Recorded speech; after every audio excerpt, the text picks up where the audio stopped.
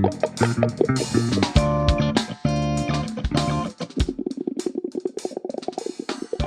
we're going to move on here to kind of your background, Doyle. A lot of people didn't know, you just talked about it, how you actually started off as an athlete. You were quite the basketball player, and you were drafted by the Minnesota Lakers, right? Yeah. And what exactly happened in between there that kind of put a halt to your career? Well, I had a real big junior year. We went to the Sweet 16 in NCAA basketball. I ran second to the best miler in the country. Of course, I did that for 2 years. So the scouts came down to talk to me, but I had another year left, so they couldn't talk to me back in those days. Oh, you weren't allowed to go on at that point? No. Oh, wow. It was different.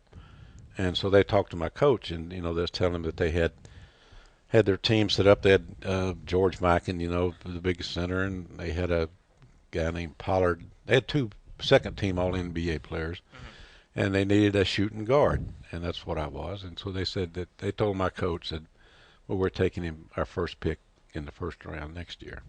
And then that summer I busted my leg, and that was the end of my athletics. And it was a thing where you were just working it's funny, you were just working a summer job and it was just an accident. I made a mistake and worked for a while. Yeah. Wow. Something that they Dumbass. probably don't do these days, right? But College at least you basketball learned players from in the it and summer. you never got another job again. That's true. Yeah, at least you learned from it. So the break that you had actually wasn't repairable, like maybe repairable, but you could never compete on the same level again? No, it was a real bad compound break, and a country doctor said it, and it didn't heal properly. I had to have then I finally went to an orthopedic doctor, and they re-broke it and did a bone graft, but it was too late. The leg had atrophied, and the quickness and everything was gone, and so I just never could.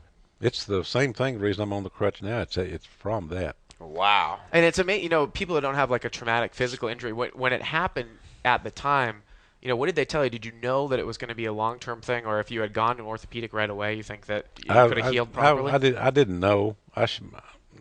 My dad should have got a orthopedic doctor to come in. They offered to the insurance company, but this local doctor had set my leg, and everybody was talking about what a great job he did, and everything. Right. And I didn't really know any better, and so. How could you? Right, but I'm assuming, having gone on and done the things you've done, you wouldn't change it and go back. Maybe you wish you played some basketball. Or you tell me, do you wish that you could have played basketball and wiped away the poker at this point? Why couldn't you done Well, both? It was it was my whole life. Had been, I grew up out on a farm where it looked like you never would get away from the farm. It's poverty alley. Yeah. And the only way I could get to college was through some kind of scholarship, and so that's where I worked and ran, and then I was a state champion in the mile. I was an all-state basketball player, so I could choose from like 100 different colleges once I graduated high school. But my main focus was just I wanted to make the NBA, and that's all I worked at. I didn't, Right. didn't concentrate on my studies, or didn't even really concentrate on the track. But I worked my tail off trying to learn how to play basketball. And I think I was probably a little ahead of my time. So I feel like I could have played in the NBA back then. Yeah, it sounds like it. Now, So- how do you shoot now? My shoulder, I can't shoot at all. So transition that, so you're laid up, and is that when you started to, had the opportunity to start basically learning poker and start playing more and more? When again? you were after the injury, when you were laid up, is that Okay. really when the poker started kicking Yeah, in? I went back. Actually, I was going to try to lay out a year and come back the next year, but then when they had to re-break the leg, that was the end of that. But I still was on crutches, and I went back to get my my master's degree, and I didn't have enough money to pay my tuition and my room and board, so I started playing poker. That's when I started. So in the college games, basically. Yeah, I had a lot of friends around at the different universities. So what year was this around? 1955. In Texas, right? Yeah, and I would travel on weekends. I would leave. I'd go down to University of Texas and play poker down there, and then the next week I'd go like to Texas Tech. Oh, so you were like on a college poker tour. Yeah. That's what I was. Poker tour. And I it was pretty obvious from the first that I was better than most, and I mean I always won, seemed like, and I guess maybe I had to win to survive. Yeah. But and I don't know, it was still the competition was there, and that's what I still like. And what was the game back then when you guys would play in college, like back in the mid '50s? Well, we played high-low split. Yeah. We played 5-card stud. We played 5-card draw, and I played low ball. Played a lot of low ball, and I didn't play hold'em until like 1957 or '58 after I had kind of turned pro, and I caught on right away about hold'em, and as most of those guys didn't. And it was really like stealing back then when playing hold'em with those, for some reason they couldn't grasp it. Now, was Hold'em, was it a limit or a no limit game at first? Oh, it was no limit. No limit at There was first. no limit games in Texas. So, And what were the blinds be back then? That you were playing when you started? Well, I'm embarrassed to say. We played a lot of $1 and $2 blinds. Really? Yeah. They still play that game today. The average guy buying into the games that you bought into, you'd show up in a $1, $2 game. What would you buy in for? $100, $200 maybe. remember, this is in the late '50s. No, though. absolutely. Yeah, No, I know yeah. that's a lot of money Yeah, in comparison to today. If you could find a 1, 2, and 5 game, that was a huge That was game. a huge game. Yeah. 1, 2, and 5. Yeah, and so of course, a no limit. The losing players are going to be losing more quickly, right? As Yeah. opposed to limit. So the better players must have just eaten it up. Yeah. Well, I Well, mean, and back then you had to beat the game and the gun, right? well, mean, that was you had to beat part them of the both. risk. You had to worry about getting arrested. We got arrested a lot. Yeah. We got cheated a lot. But it was just part of it. I mean, that must have been something that you had to factor in, I would imagine. I mean, nowadays, like, I take into account, what do I got to do for my bankroll? What might eat into Right. my bankroll? Back then, you got to figure maybe every, couple months there might be some sort of situation where you get robbed or... Well, there was. We did everything that we could do to prevent that. We had, Sailor and Amarillo Slim and myself. We traveled together and we've shared the bankrolls. That sounds like it was some kind of conspiracy, but everybody knew it, and it didn't work to our advantage because if we ever did one thing wrong, they would never let two of us play in the game. Right. So in other words, if one of us was first and they checked it, and the other guy bet, they knew they wasn't going to get the guy that checked it wasn't going to come back in. Check rate, right. Yeah. It has to be. It's got to be funny for you to look at guys like me and Gavin and hear us complain about anything because poker to you guys We don't is like complain. life and death. I mean honestly, how do you look at all the kids coming up and I think they're really spoiled. yeah. I think. Doyle, he's wrong. I'm not a kid. He's a kid. I'm not a kid. Did you ever feel that you were physically threatened at any of these types of games? Or Oh. you were concerned? Many times. Like always. many times. I was always the biggest guy. Yeah. I was 270, 280, and 6'3". And anytime there's any trouble develops, everybody wants to pick on the biggest guy there, especially if they've got some kind of an advantage, like a gun or a bat or something. And so I had to defend myself a lot in a lot of different ways. But again, it was. People wonder, why would you do that? I don't know. I didn't have any responsibility. I was single, and I just having a good time. Yeah. We're going to talk a little bit about you're wearing Doyle's Room leather jacket, nice jacket. And Doyle's Room, it was something that you took on, what was it, about 2 or 3 years ago, right? 3 years, yeah. 3 years ago. And, it was just really a bad timing thing. I think you had a great thing going. And then the UIEGA came down, and it just kind of stopped everything that was, starting up there. In Yeah, online well, poker. Sporting Bet was going to buy it. They were going to give us $250 million for it. And then after they passed the bill, it was worth nothing, zero. Right. So that was 75 cents. my biggest loss in my life.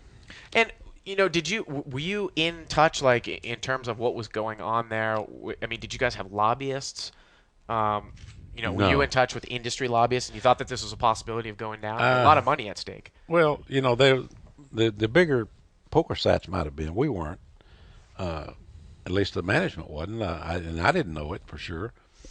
I know that somebody came to me and told me about that it might happen, and I offered to make a big bet that it wouldn't happen.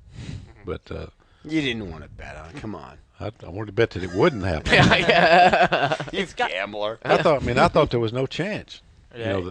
It's just it wouldn't have passed if this guy hadn't have, slid it in on the Right. back end of the port security bill.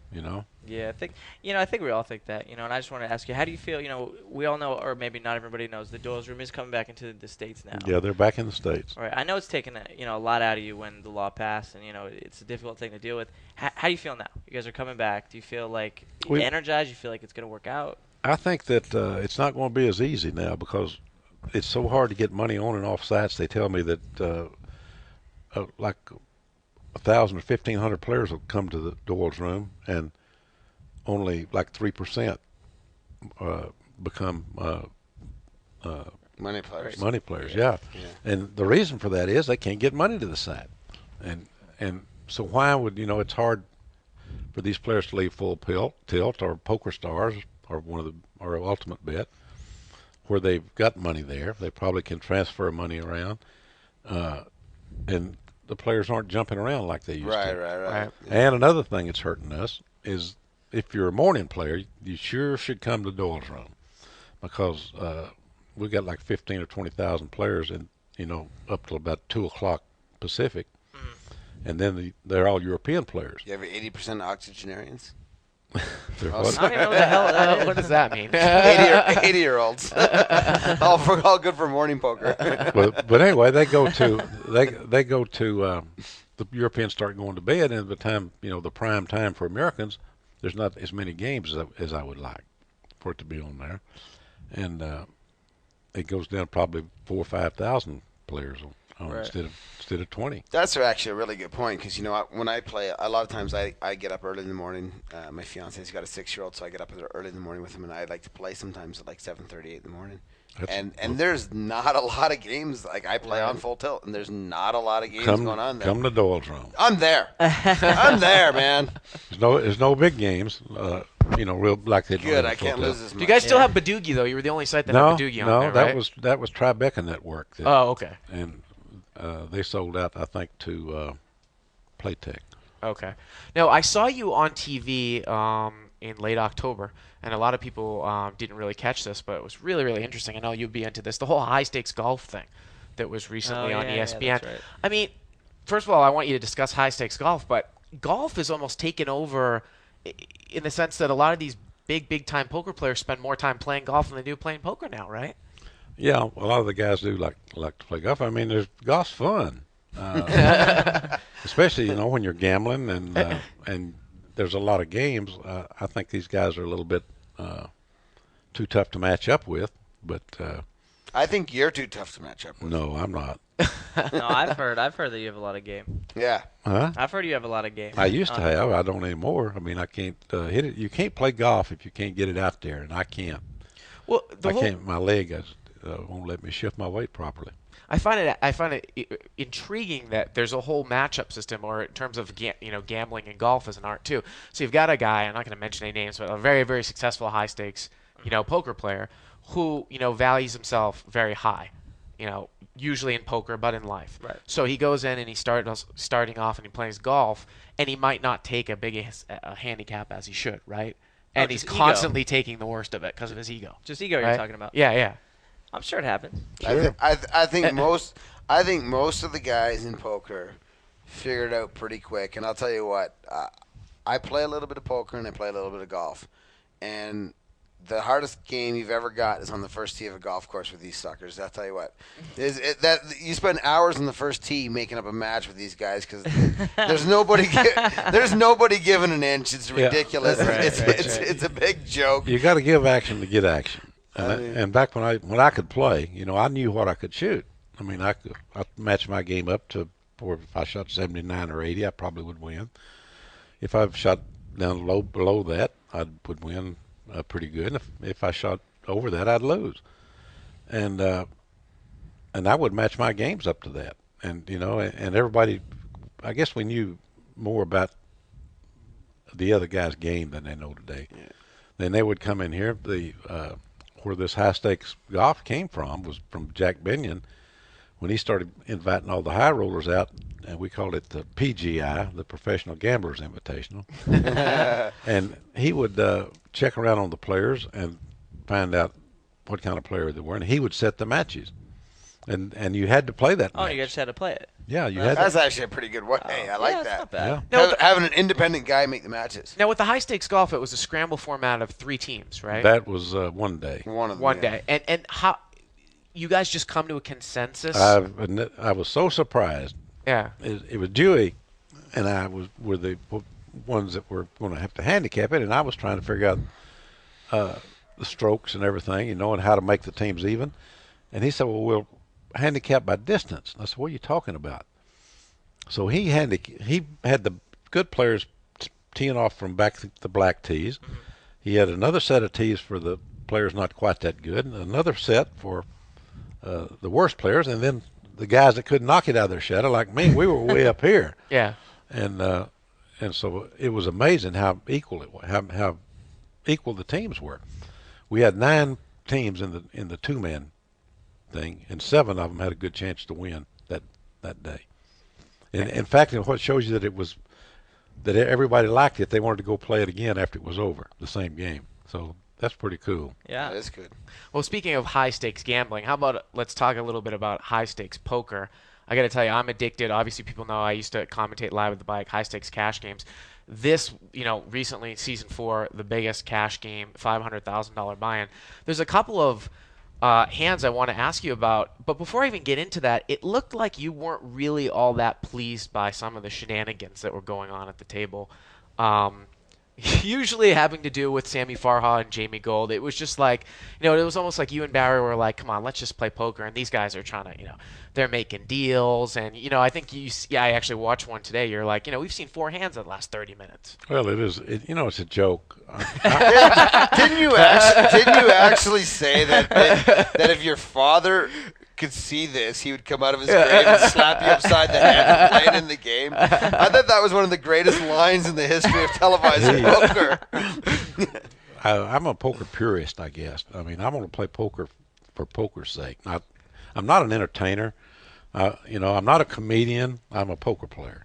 And seeing these guys throw the fits and scream and jump up, and it's just I think it detracts from the game. Now, very, very interesting hand that was played between you and Jamie Gold. And I don't know if you guys saw it, but I'm going to go through it right now. Sure. Where basically Jamie Gold check raised Doyle on the turn with a smaller flush, and Doyle folded. And basically the hand was Doyle, it was limped around 6 ways. Doyle had 8-10 of spades, and Jamie had 9-7 of spades, and the pot was $8,000. And the board came out King 4 Jack, King of spades 4 spades Jack of diamonds. So both players had a flush draw. Got checked to Doyle. He bet 6,000, folded back to Jamie, who called from up front. So the pot was 20,000. The turn was the ace of spades, third spade, Ace King Jack spades, or Ace King 4 spades Jack of diamonds. Got checked to Doyle again. He bets 25,000. Jamie makes it 125,000, and again, sometimes you can't tell. Doyle ponders for a moment and folds. Now, my question to you was, and a lot of people on the internet said, well, you seem to think that Jamie obviously was very, very strong, and he thought he was very strong, and that was I what knew that he. Hard to tell when a man thinks he's got the best hand. right. I knew that he thought he had the best hand. Right. I know that. I don't usually hold people like I held him, but I wanted to see, because it wasn't just 100,000; it was going to cost me 500,000. Because I wasn't going to throw my hand away. Right. You know? At the end. And so, I mean, I've got 33,000 in there, and I'm going to have to put 500,000 more in, knowing that this guy thinks he's got the best hand. And there's 2 flushes that can beat me: the queen flush or the jack flush. And so I said, well, I'll look for a better spot. Now, my question to you, though, about that hand, and it hasn't really been mentioned, but I was looking back at the hand, and it struck me right away, was that, in your spot, Jamie had been, throughout the show, and I know you don't have the liberty to see the cards like we did, had been betting his 2-way draws. So when I saw King 4 Jack with 2 spades out there, I was thinking to myself, well, You're wondering if you have Queen 10. Well, yeah, but I was thinking to myself, he was first to act before Doyle, so I'm thinking to myself, would he not bet a pair and a flush draw, which would have been a jack high flush because the jack? Would he not have bet a flush and a straight draw, which would have been Queen 10 or Queen 9? I would have thought to myself, maybe the only hand I would have been scared there was Queen rag of spades or the nut flush draw, but of course the ace comes on the turn. I mean, was that something that was going through your head? Well, you've been watching him, I mean, Yeah. he sometimes he plays his big hand slow. Right. At least what I've seen. I don't watch those shows, but the few Right. times that I have watched, I've noticed that, which was really kind of surprising to me because I don't. A lot of times you don't see their hands, and he had some big hands that he played very slow, which really surprised me. But he's got a ways to go yet. Does your strategy there change any? I mean, I know you've spent your life playing with guys that you think maybe are the marks or whatever, and in that spot, where you have third nut flush, you're willing to lay down this hand knowing that you're going to be playing with these guys for a long, long, long, long time, and you're going to get a better chance, and you're going to get the money in the long run. Now, when you're on high stakes poker and you know that you're playing for a maximum, maybe say 20 hours, does your strategy change at all where you might be more willing to go with that hand or a hand of that nature because this game isn't going to go forever, and you might not get as many shots at Jamie Gold as you might get, say, back in the day? For sure. It makes you play differently. I don't really try to get too fancy on those. I think I've played 12 times. I've won 12 times. I don't try to make any wild plays. I might pick up once in a while, but basically I just play good, tight, solid poker because these guys are the bunch of maniacs. Well, And they're doing it for the TV show. Yeah, That's the thing. they're showing off, and I'm trying to win the money. Trying to make some money. well, exactly. there was a little bit of criticism in the hand that you had against Guy with the ace 10 of diamonds when you had the pair of aces and the nut flush draw. And I think he check raised you, and then you pretty much put it in on a 3-bet on the turn. And the question was a lot of people were saying, well, was Doyle doing this out of frustration here? I mean, were you surprised that you had the best hand there? But At the my time clock might have expired by there then. on that hand. Yeah. It kind of seemed like again people said that well I've talked to Guy a lot. He talks to me, and I know that he is capable of making a play with nothing there.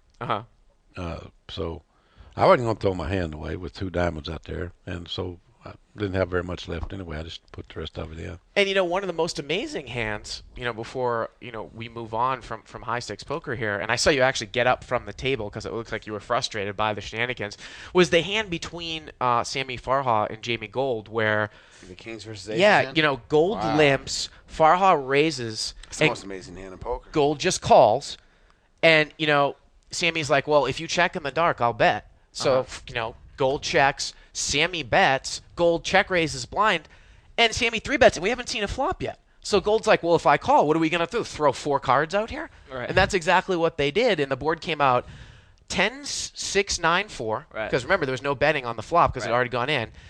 Then Farha threw 100,000 on the turn-in position, and Gold called 391 in the pot. The river paired the board at 10. And it was almost like Jamie scared Sammy in value betting. It looked like Sammy had less than a pot-sized bet there on the river. That was the worst check I've ever seen. Okay. I agree. I actually got to watch this hand when we were during our Poker After Dark that we did.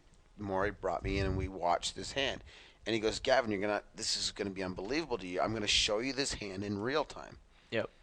And we're watching the hand in real time, and then they cut to a commercial. Yeah. And they show the commercial, and they come back, and Maury says, "We haven't stopped anything. This is the way." I mean, this hand went like 15 or 20 minutes. Did it not? Unbelievable. I mean, that actually was the hand where you came up with the comment about your father, wasn't it? I mean, it was like It was, yeah. I mean, this was the most unbelievable hand in the planet. And the thing that I find the most crazy thing ever is I recently played at the MPL with Jamie Gold. Right. And they start talking about this hand.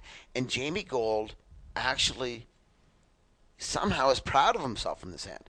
Right. And he's like, I don't think anybody else could have saved that money. But if Sammy bet, he was going to call. No, but Jamie actually says, He I called think, in advance. right. Right. Jamie actually has got it now down to Right. Jamie says, I know that Sammy had aces. I was gonna fold, Right. Oh, and I talked please. him into checking. And I'm like, I watched the hand, Jamie. This isn't what happened, but he's serious about this. Well, and I mean, I think that like if you get to a guy like if you give the kings to a guy like Doyle or a guy like Chip Yeah. or a guy like Phil Ivey or maybe Patrick Antonius or whatever, like a lot of these great players, they're gonna lose like half of what Jamie lost. Right. And Jamie's thinking like he might have lost the least out of this hand out of anybody in the world. Well, bless his, I love Jamie. He's out of his mind. I don't think anybody can argue that Jamie is completely nuts. Jamie's Jamie. I don't think there's anybody else like him in poker, to be completely honest with you. Well, let me put that's an interesting point. I wasn't even going to ask this, but let me put you in that spot. I mean, sometimes you make a limp with a big pocket pair there, and maybe you would have gone for a check raise on a ragged board.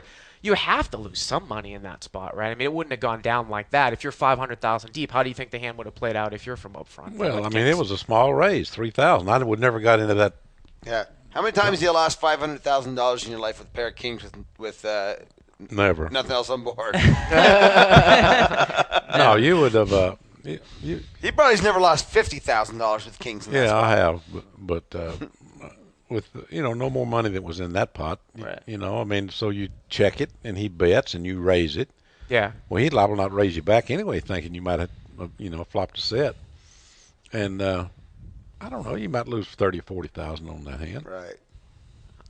Now, going on from here, what do you have, planned next? You don't really plan that many WPT events. Is it kind of a, an abbreviated slate for you? What's next for Doyle Brunson in terms of the World Series in '08 and, upcoming tournaments? I'm going to play in the Nevada tournaments and the California tournaments.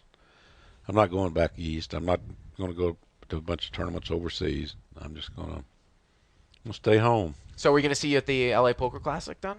When is that? That's in February, right? February. Where? LA. LA. The Commerce? Commerce, yeah. Yeah, I'll go to the Commerce. I'll go to the back.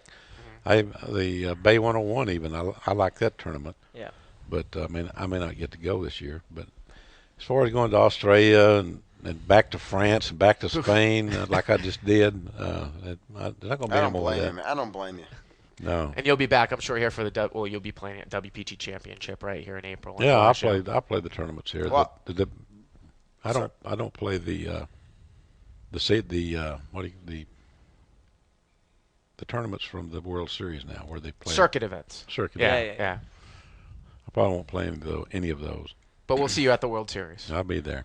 All right. Well, I want you to know one thing though, Doyle. That I wanted always to tell you this in our interview. I don't know if I've ever got the chance to tell you this, but Bill Adler and myself obviously are fantastic friends. We've talked a lot of poker over the years, and both of us have both said a number of times to each other that you are actually the man that has changed our life in tournament poker, in no limit poker, because of Super System.